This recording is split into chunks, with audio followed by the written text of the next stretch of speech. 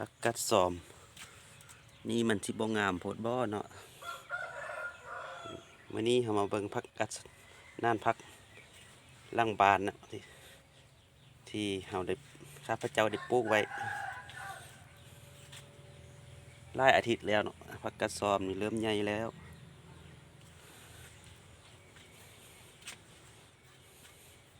หอมปลอมบ้านทานเอิ้นหอมหยังเนาะอันนี้หอมบ้านเฮาเอิ้นหอมปลอม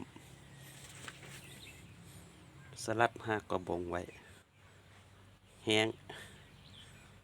รู้สึกว่าน่านผักค่อนข้างแห้งเนาะรดน้ำยังบ่สุ่ม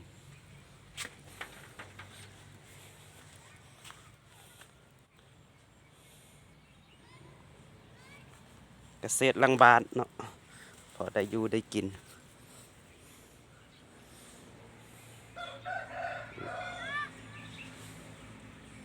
อันนี้มัก12 เดือน